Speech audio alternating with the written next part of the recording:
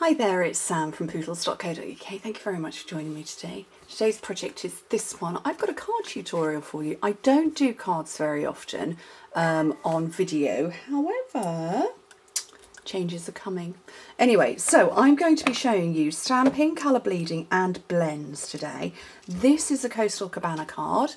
So it's Coastal Cabana here, the cardstock, and stamped and bled and then used for the blending there. I'm going to do a sort of hybrid Highland Heather Gorgeous Grape version for you this time around. I love Highland Heather. It's a totally addictive colour, but I can't get the colour bleed that I want with using Wink of Stella, so I'm going to be using the Gorgeous Grape for it. And yeah, Sorrel would like to come and help too. And can you see her shadow? As a towel. I've got all of my punches in front of me and they like to sit on them because, you know, why not? Right, I think I'm going to go with this one this time. I'm so pleased that this stamp set is back. So pleased. Really, really, really pleased it's carrying over. Okay, so to make a card, I work in international A4 cardstock, which is 29.7 centimetres long, 21 centimetres wide. In inches, that's 11 3/4 by 8 1/4. So, and I work, because international A4 is set for metric measurements, I only ever work in metric for this. I could give you measurements, but I'm going to confuse anybody who works in inches but in 8.5 by 11 cardstock, and it's just going to get a nightmare. So basically, to make a card, whatever kind of size cardstock you're using, cut it in half in one direction and fold it in half in the other direction. I make tent fold cards that stand like this, mostly because they photograph better, or I find it easier to photograph them. That's the reason I make tent fold cards. Now, whatever size you are left with, from here to here and here to here, is your card base. So when you start making your mats and layers, whatever distance, so in this case, I've decided I wanted to make it X number of centimetres either side, and so therefore I need to make the same down. So if I grab my ruler, I can tell you that this is 14.85 centimetres long and it's 10.5 centimetres wide. So I'm going to go with the slightly easier one to go with, 10.5 centimetres. I decided I wanted to make this 8 centimetres. So that's 2.5 centimetres less than this bit, which means that my length of it, I need to take my 14.85 and take 2.5 centimetres off in order to have the perfect border the whole way around. What size you make it is irrelevant. It's so long as you're cutting the same off the side as you are off the length, you're good to go.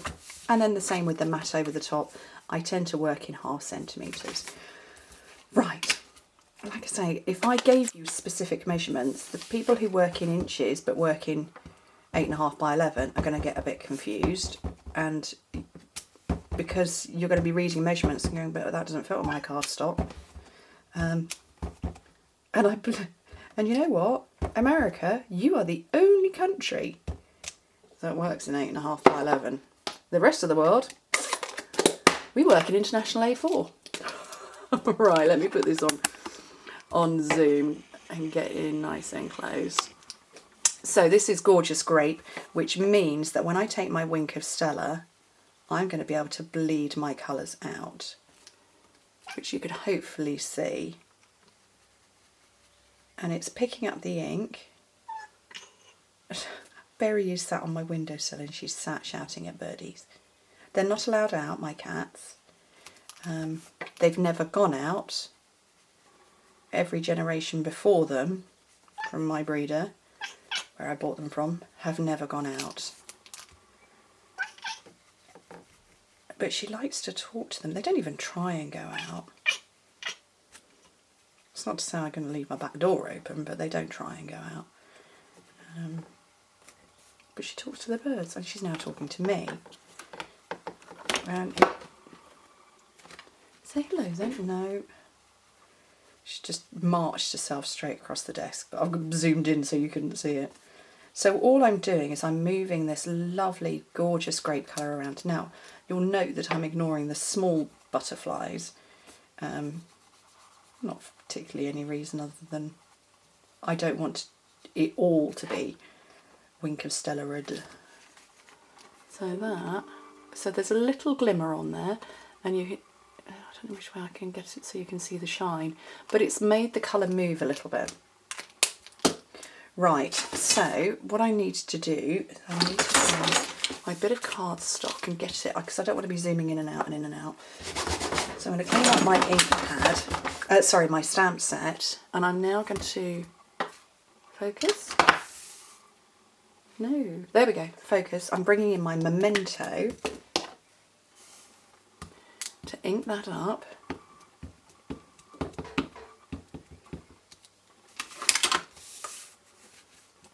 I'm going to stamp it, once, and then a second time.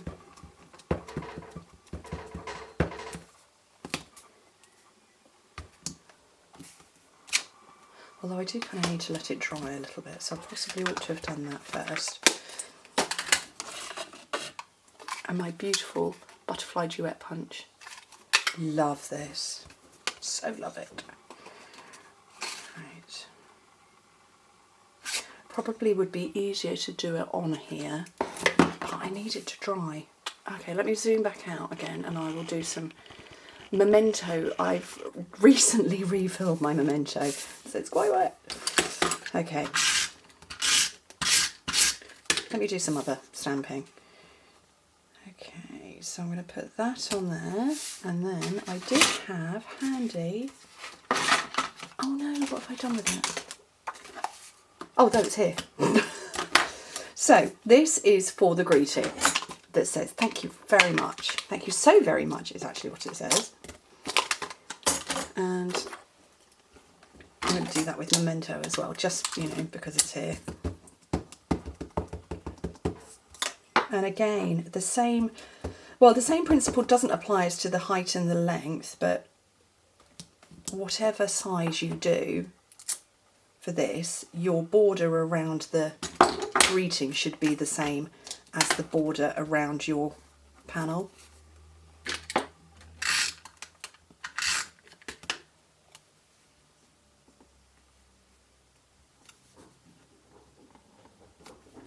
There's now a herd of elephants running up my stairs. That would be the cats having a mad half hour.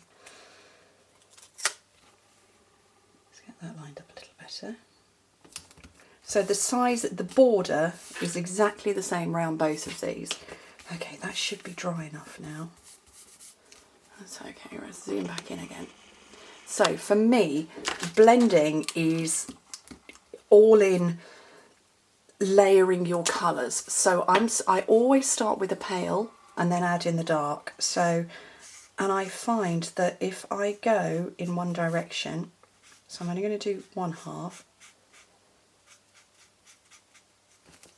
So I've gone outwards, and I'm going to come in with the dark and also go in the same direction.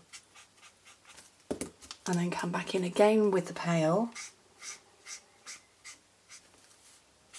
over the top and blend it out, because that literally is what it is, it's blending. Okay, so that wing is done. I'm just going to leave that for a second, and you will see, I need to turn it over to keep going in that direction. It will settle itself down. It will,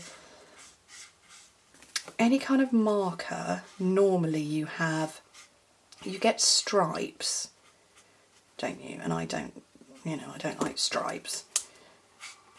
But alcohol markers, I don't really know how to describe it. It's almost as though they're finding the lowest level. So if you've ever heard of sort of like self-leveling putty or anything like that, it eventually settles and it finds the place that it wants to be, and it's the same level all the way across. That's kind of how I see alcohol markers and our blends as being like that. So this one, if you just keep an eye on it, because there's a bit of a defined line there at the moment, that's going to go. So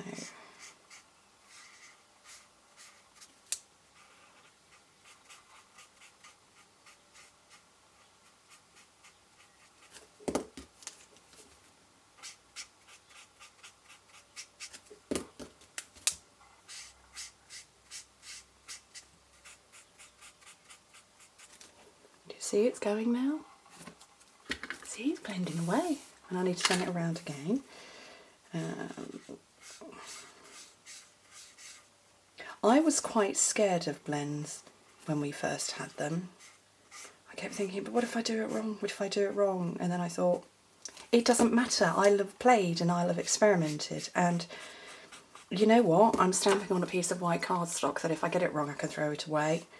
I'm not going straight on to my project. And there is no right or wrong. I don't think so. Let me get the right lids. So you can see that line has settled down now. Tra-la. Oh, I did.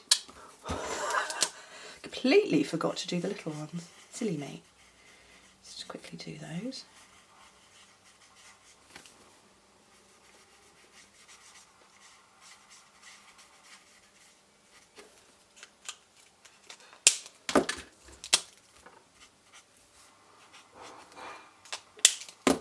I'm often asked why I don't put the bodies on my butterflies.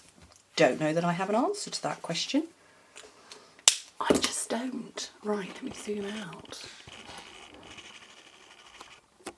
And then butterfly duet punch that I briefly brought in earlier, and it will punch both butterflies out at the same time.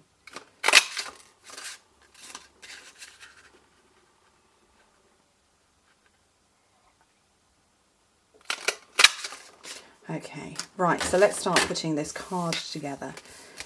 So there's my base image.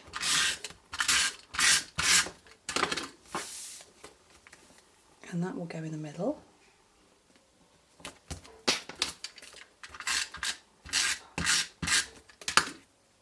And this one over it. And then I'm going to make my butterflies fly simply by folding them in half.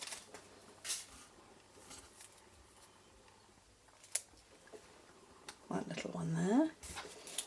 And then the big ones, what I want to do is go over the top of an existing one. So what you can see is you get a little peep with the wings.